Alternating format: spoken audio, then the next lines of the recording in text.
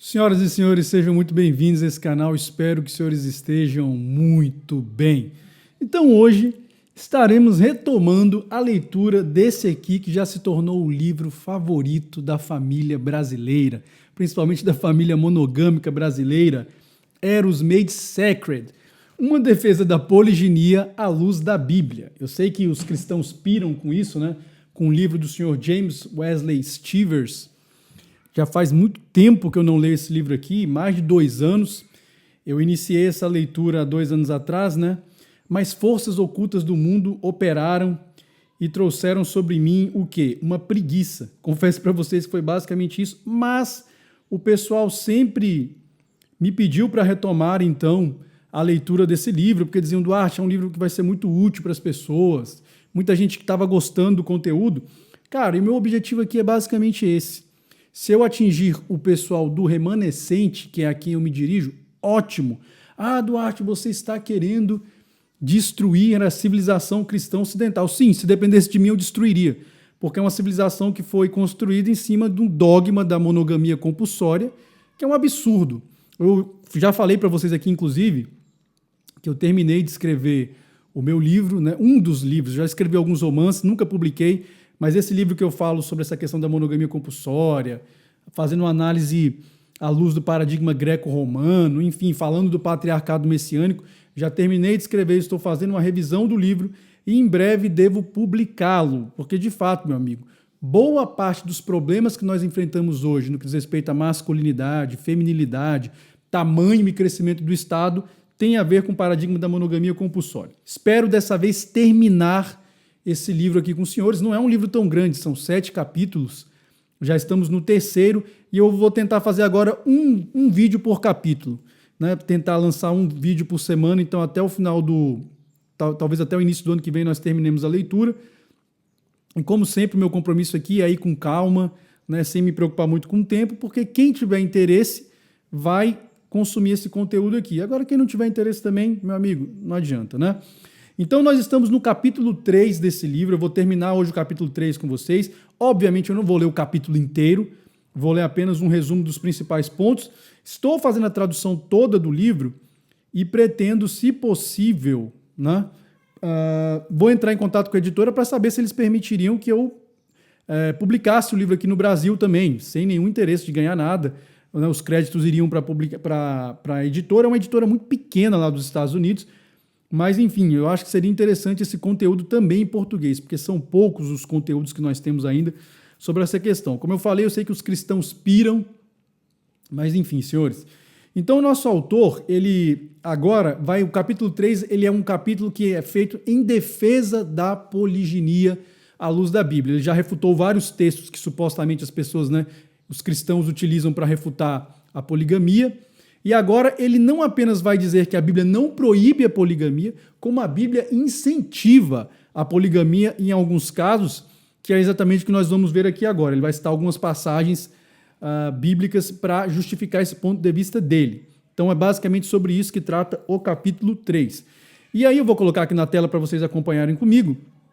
Uma primeira passagem que ele cita é Êxodo 21, versículos 7 a 11. Eu vou ler aqui para os senhores. Se um homem vender sua filha para ser serva, ela não sairá como saem os servos. Se ela é malvada aos olhos do seu dono, que se comprometeu se unindo com ela, ela será vendida e entregue a uma nação estrangeira. Ele não terá nenhum poder, não será vendida dentro de Israel, porque ele foi ofendido por ela. Mas se a desposar com seu filho, fará com ela conforme o direito das filhas. Se um homem casar com uma segunda mulher, deverá continuar a dar à primeira a mesma quantidade de alimentos e de roupas e os mesmos direitos que ela possuía antes. Certo? Talvez algumas pessoas estranhem essa versão aqui que eu estou lendo. É uma versão, então, corrigida à luz de textos da Bíblia hebraica. Tá? Então, se você for procurar aí na João Ferreira de Almeida, seja revista, enfim, provavelmente você não vai encontrar o texto dessa maneira. Mas, enfim, seja qual for a versão que você lê, isso é indiferente aqui para o que o cara está querendo dizer aqui em relação a esse texto. Então, nosso James Wesley, né, continua aqui. É senso comum, no que diz respeito aos sistemas jurídicos, que costumes não sejam codificados, a não ser que eles já sejam amplamente praticados na sociedade e aprovados. Do contrário, sua codificação e exigência representariam repressão e perseguição. A regulação da poligamia nas leis bíblicas é proeminente, portanto, devemos admitir tratar-se de um costume amplamente aceito na sociedade hebraica. Logo após os 10 mandamentos, em Êxodo 20, nós encontraremos regulação sobre altares privados, sobre o ano da libertação e concubinato, respectivamente. Não temos dúvidas de que a questão sobre construção de altares em Israel era um assunto importante. Do mesmo modo, a questão sobre a libertação dos servos no ano sabático foi erigido a estatuto universal. Faria algum sentido o concubinato ser regulado logo na sequência de assuntos tão importantes se a poliginia fosse, como sugerem alguns comentaristas, um costume apenas de pessoas ricas? Penso que o oposto seja verdade. O concubinato e a poligamia eram práticas tão comuns entre os hebreus que não poderiam deixar de ter sido reguladas e guiadas pelo cuidado divino, como percebemos ter sido feito na passagem mencionada. De fato, meu amigo, logo após os 10 mandamentos, né, que é como se fosse o ápice da lei, nós já temos na sequência um tratamento voltado para questões de concubinato, enfim, né, envolvendo poligamia. Então veja que não é um assunto qualquer, nas escrituras realmente dão uma atenção especial a esse assunto. Concubinato era basicamente casamento sem pagamento de dote. No caso, pago ao pai da noiva e não a ela. Concubinato não era escravidão, uma vez que a escravidão, como a conhecemos na América, nunca tenha existido na regulação das leis bíblicas. Quando um homem comprava sua noiva, não era uma pessoa que ele estava comprando, mas a semente dela. Nos tempos bíblicos, a mulher era inicialmente recebida como irmã do homem. Isso a fazia herdeira da família por receber o sobrenome da família, e dotada, ou seja, recebia o dote, né? Sendo dado 6 meses de remuneração como garantia, no caso de divórcio ou morte do marido. Geralmente, a mulher não podia herdar terras, mas podia herdar casas na cidade, bem como bens móveis, tais como joias, gado e coisas semelhantes. Aqui, em Êxodo 21, encontramos o status da concubina sendo discutido, né, o status discutido. Uma mulher era comprada como serva. Em Israel, nós tínhamos algo como uma escritura de servidão. Não raro era esperado que durante os anos de servidão dela, o seu senhor se casasse com ela, ou então a casasse com um dos filhos dele. Se ele não fizesse isso, era dito que ele agiu de forma fraudulenta e enganosa para com ele. O destino da serva era tornar-se mulher do seu senhor, ainda que como amante ou concubina. Ela não seria liberta após os 7 anos de servidão, como acontecia no caso do servo. O casamento foi feito para ser indissolúvel em Israel. De qualquer modo, se ele não decidisse se casar com ela, ela então seria libertada. Ou seja, isso aqui era uma exceção à lei da libertação dos servos, né, do 7º ano, que seria um ano sabático. Por quê? Porque a concubina era casada com o senhor, né? Não tinha como, vou te devolver, já passaram 7 anos. Né? De fato, era uma esposa, era uma mulher que tinha um status um pouco menor dele, mas não poderia ser devolvida. A clara consequência desse costume em relação à poliginia é a de que o homem poderia ter mais de uma serva ou concubina. Aqui temos um claro exemplo de institucionalização da poligamia na lei mosaica. É o que eu falei, né? A Bíblia não apenas não proíbe, como incentiva, ou pelo menos regula nesse primeiro caso aqui. Uma segunda hipótese que ele traz interessante é a lei de sedução, que está lá em Êxodo 22, 16, 17. O texto diz o seguinte: se alguém seduzir uma virgem que não for desposada e se deitar com ela, certamente pagará por ela o dote e a terá por mulher. Se o pai dela inteiramente recusar dar-lhe, pagará ele em dinheiro o que for o dote das virgens. Continua aqui então James Wesley. Essa passagem nos ensina que o homem que seduzisse uma mulher deveria se casar com ela, a menos que o pai dela fizesse objeção. Não há exceção para o caso de um homem ser casado. Não era considerado adultério, pois uma mulher virgem não era considerada uma mulher casada. Aqui temos um caso no qual o remédio para o pecado da fornicação era a poligamia. Claro que a fornicação seria motivo para a primeira esposa pedir divórcio, caso quisesse. Mas se ela consentisse em continuar habitando com seu marido, nesse caso, não teria alternativa. Agora o marido teria 2 esposas para dar suporte. A lei eliminou a possibilidade de institucionalizar-se a prostituição e o amantismo, pois não permitia relações afetivas transitórias. Se o homem souber que será obrigado a se casar com a mulher que seduzir, então ele pensará 2 vezes em fazê-lo, pois o custo será muito alto. Da mesma forma, a disposição das mulheres para a prostituição diminui e poucas delas se entregam ao sexo antes do casamento e, por consequência, a uma vida de imoralidade sexual. Então, é interessante, cara. Imagine se nós vivêssemos em uma sociedade hoje onde o homem fosse obrigado a se casar com a amante dele. Vocês acham mesmo que ia ter esse tanto de fornicação aí, de adultério, né? Se bem que no caso do adultério não teria como o homem casar, porque a mulher já seria casada. Mas vocês acham que teria tanta fornicação assim, tanto amantismo? Ou o sujeito pensaria 2 vezes, né? Então vejam que é interessante essa regulação aqui. E as mulheres também pensariam 2 vezes. Vocês acham que elas iam sair por aí mesmo tendo relação sexual com qualquer pessoa, sabendo que ela poderia ser obrigada a se casar com o primeiro? Né? A não ser que o pai da moça recusasse. O pai da moça poderia recusar. Mas vamos supor que ele fosse um cara, não, fez sexo com ele, vai ter que se casar com ele. Obviamente, meu amigo, isso aqui iria influenciar a questão da promiscuidade na sociedade. É óbvio que as pessoas pensariam 2 vezes. Agora a gente vive numa sociedade que, né, as pessoas aí, a gente já vive num harém coletivo, é o que eu tenho dito para as pessoas recentemente. A gente já vive numa sociedade poligâmica, só que é uma sociedade poligâmica de promiscuidade, né, de um harém coletivo, onde as mulheres são de posse coletiva, enfim.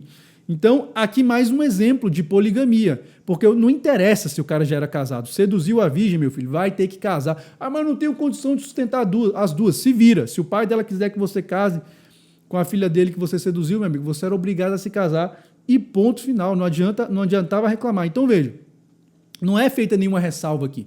O cara era obrigado a se casar com a mulher, ponto, mesmo que ele já fosse casado. E como é que vocês me dizem que um livro desse não regula a poligamia, cara? De onde que os cristãos tiram esse delírio? Ah, não, a poligamia era pecado, não era pecado antes, mas agora é. A gente vai chegar nesse ponto aqui, ele fala um pouco sobre isso. Uma terceira passagem que ele traz na defesa da poliginia ou da poligamia, né, poliginia especificamente no caso bíblico, é a lei do levirato, famosíssima lei do levirato, né? Deuteronômio 25, versículos 5 a 10. Se irmãos morarem juntos e um deles morrer sem deixar filho, a mulher do falecido não se casará com um homem estranho, de fora. Seu cunhado estará com ela e a tomará por mulher, fazendo a obrigação de cunhado para com ela. E o primogênito que ela lhe der sucederá o nome do irmão falecido, para que o nome deste não se apague de Israel. Mas se o homem não quiser tomar sua cunhada, esta subirá à porta aos anciãos e dirá: meu cunhado se recusa a suscitar a seu irmão nome em Israel. Não quer cumprir para comigo o dever de cunhado. Então os anciãos da cidade o chamarão e falarão com ele. Se ele persistir e disser, não quero tomá-la, sua cunhada se chegará a ele, e olha que humilhante, na presença dos anciãos, e lhe descalçará o sapato do pé, e lhe cuspirá ao rosto, e dirá: assim se fará o homem que não edificar a casa de seu irmão, e sua casa será chamada em Israel casa do descalçado. O comentário do James Wesley, né? O levirato era um costume de um irmão casar-se com a viúva do irmão morto. O motivo não era apenas suscitar descendência para o irmão pré-morto, mas também garantir a integridade e unidade familiar. A viúva era vista como uma irmã e membro permanente da família. Embora não existisse qualquer penalidade para o irmão que declinasse desse dever, isso era considerado uma falta moral grave. A gente viu aí, né? Não há exceções aqui para homens casados. Nesse caso, a prática da poligamia era um dever moral do irmão vivo. Então, novamente, imagina se a gente vivesse uma sociedade, meu amigo, onde, sei lá, teu irmão morreu e tu tivesse que assumir tua cunhada se você quisesse realmente ter um nome de respeito nessa comunidade. Isso é o levirato. Não tem esse, não, se o cara já for casado, a mulher é dispensada. Não, o cara era moralmente obrigado a se casar, mesmo que ele já fosse casado. Novamente, como é que se diz que um livro desse não regula a poliginia? Não, a Bíblia proíbe. Está aqui regulando de forma clara, não faz nenhuma exceção aqui se o homem já fosse casado. Um outro caso aqui também que ele traz de poligamia, e aqui tem uma passagem que eu sei que vai ser bastante polêmica para muita gente, ele vai citar então um caso de poligamia, ou supostamente um caso de poligamia no Novo Testamento. Iniciei ele então.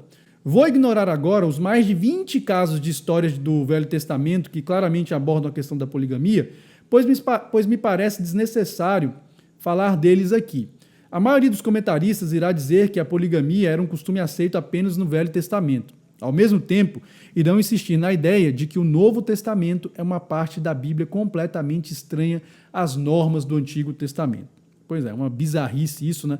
Já falei para vocês que recentemente, esse foi inclusive um dos motivos do porquê eu rompi com a fé cristã, porque o cristianismo ele é uma religião que, querendo ou não, ele relativiza demais os profetas, a lei e os escritos. Não adianta dizer o contrário, não, é um princípio moral que está válido. Coisa nenhuma. A verdade é que o cristianismo ele foi construído na rejeição do Velho Testamento, né? E ao abraçar uma fé messiânica, né, que na verdade há muito tempo já tinha alguns princípios messiânicos, mas enfim, agora estou apenas assumindo-os, eu acabo então tendo que lidar com a Bíblia como um todo, meu amigo. É a Bíblia do início ao fim, não tem essa história de Novo e Velho Testamento. Mas enfim, né? Sigamos aqui que isso é objeto de outros vídeos, embora eu já tenha falado sobre isso aqui no canal também. Por que não há casos de poligamia no Novo Testamento? Isso é uma pergunta que muita gente faz, né? Há uma dupla resposta para isso, e ele vai fornecer essas respostas agora. Primeiro, a cronologia do Velho Testamento cobre um período de mais ou menos 4.000 anos, ocupando cerca de 3/4 da Bíblia. O Novo Testamento, por sua vez, cobre um período de mais ou menos 60 anos, ocupando 1/4 das Escrituras. Não haveria tempo suficiente para ensinar acerca da salvação e, ao mesmo tempo, revisitar todos os ensinamentos do Velho Testamento. Isso é meio óbvio, né? Isso aqui é elementar, mas enfim, tem gente que não entende isso. Acha que todo o Paulo, Pedro, Tiago, o próprio Messias tinham que ficar revisitando coisas que eles já sabiam, que fazia parte da cultura deles. Tem gente que não entende isso, né? Ah, não, por que o Messias não falou sobre poliginia? Porque ele já vivia numa cultura que vivia aquilo ali, poliginia. Paulo, Pedro, os apóstolos, todos eles não tinham que ficar falando sobre isso, né? Mas enfim, segundo motivo. As personagens do Novo Testamento estavam sob o jugo legal do Império Romano, que certamente reprimia costumes como a poligamia por serem incompatíveis com suas leis civis. Roma permitia todo tipo de promiscuidade, bem como templos para a prostituição, mas não permitia a poligamia. Portanto, é de se estranhar que certas práticas da lei mosaica tenham sido enfraquecidas pela vivência sob o jugo romano. Isso é evidente, né, meu amigo? Se você está numa cultura que reprime ali o tempo todo os seus costumes, eles vão passar para a clandestinidade, né? Muito provavelmente isso. Ou então vão ser observados de forma relativa. Dito isso, é importante mencionar que a poligamia não havia sido abandonada pelos judeus da Palestina. Muitos judeus continuam a praticar a poligamia ainda hoje nas fronteiras orientais, na Pártia, que seria uma região ali perto da Pérsia, né, que hoje é o Irã, enfim. Alguns desses judeus certamente estavam presentes e se converteram ao cristianismo quando da pregação de Pedro, em Atos 2, após ouvirem o evangelho sendo pregado em suas próprias línguas. Indo além, há evidências de que nosso Senhor tenha crescido em uma família poligâmica. Isso aqui eu sei que vai ser muito polêmico para muita gente, né? Para além do fato de Yeshua, o autor não usa o nome Yeshua, ele usa o nome Jesus, que é o mais tradicional, mas eu preferi colocar aqui Yeshua.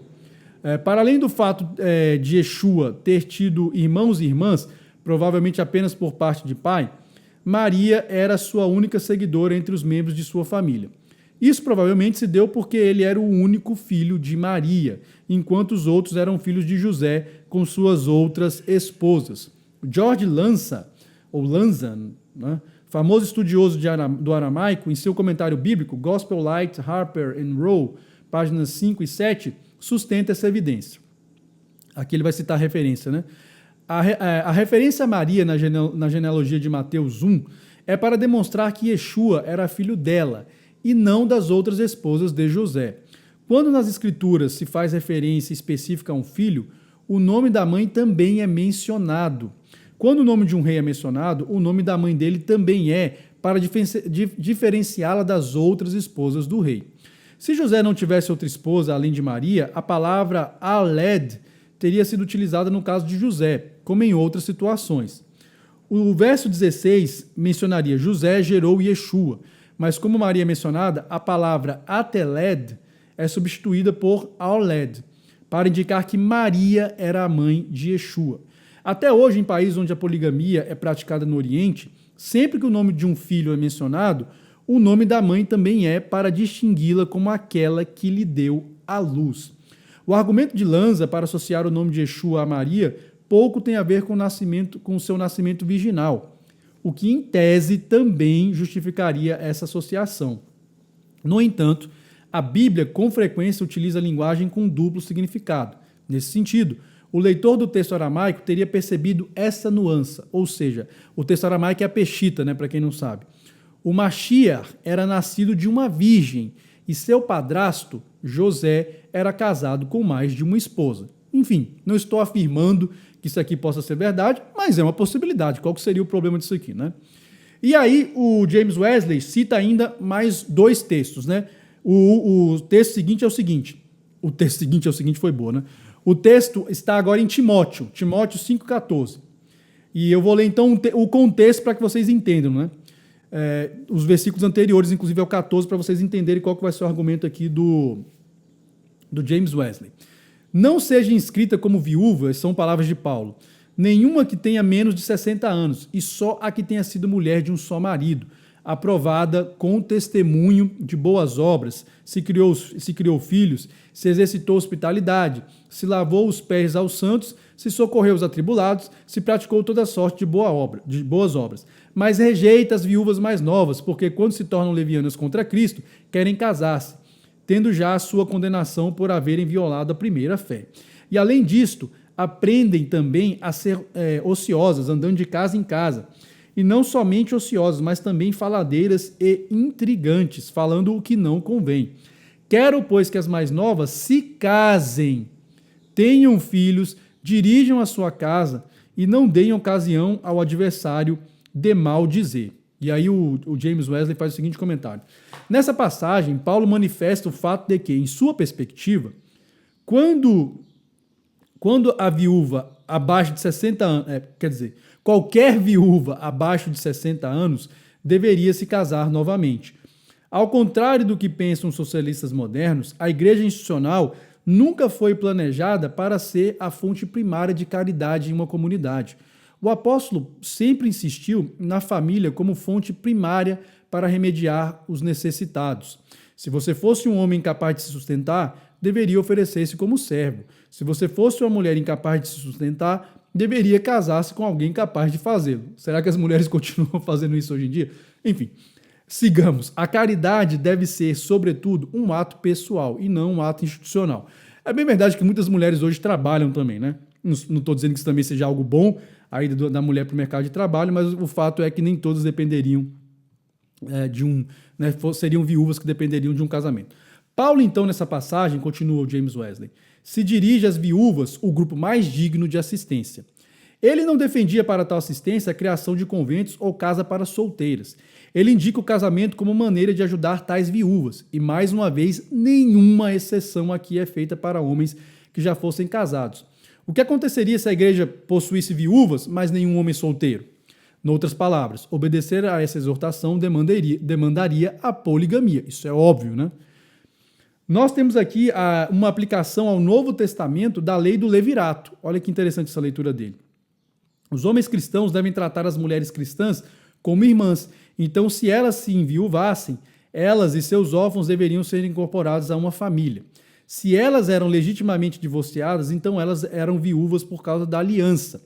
E como tais deveriam ser tratadas, como diziam os primeiros pais da igreja. Aqui provavelmente ele deve estar se referindo ao fato de que o marido não aceitava a conversão da mulher e a repudiava, a abandonava.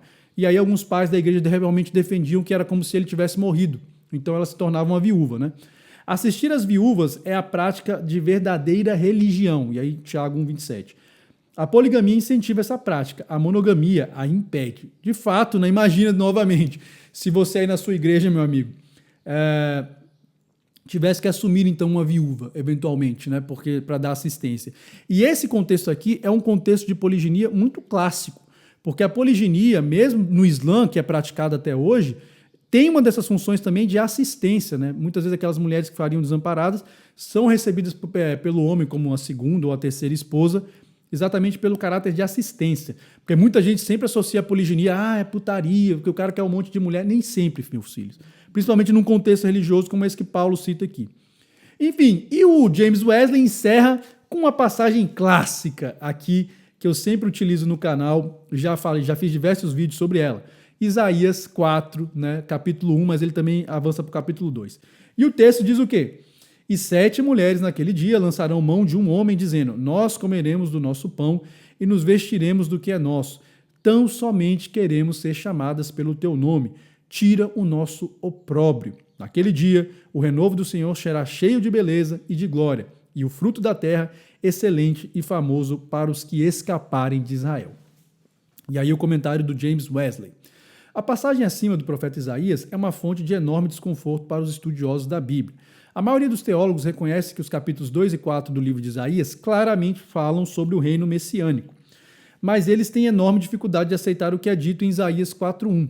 Como um evento que anuncia o reino do Messias, quer dizer, eles têm dificuldade em aceitar o que é dito em Isaías 4.1 como um evento que anuncia o reino do Messias.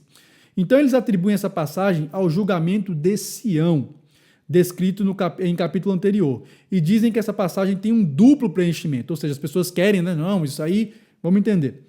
Um no tempo do profeta Isaías, e essa geralmente essa explicação que eu ouço, né? Que incluía a poligamia, e outro no futuro, durante o milênio, excluindo-a. Esse subterfúgio é arbitrário e não resolve nada. Em termos de exegese, realmente é ruim. Se os 3 capítulos anteriores referem-se à era messiânica, por meio da expressão naquele dia, como é possível então dividir os eventos assim, de forma arbitrária? Um famoso comentarista, percebendo o atoleiro hermenêutico, reconhece tratar-se de poliginia no início da era messiânica, pelo menos foi coerente esse aqui, né?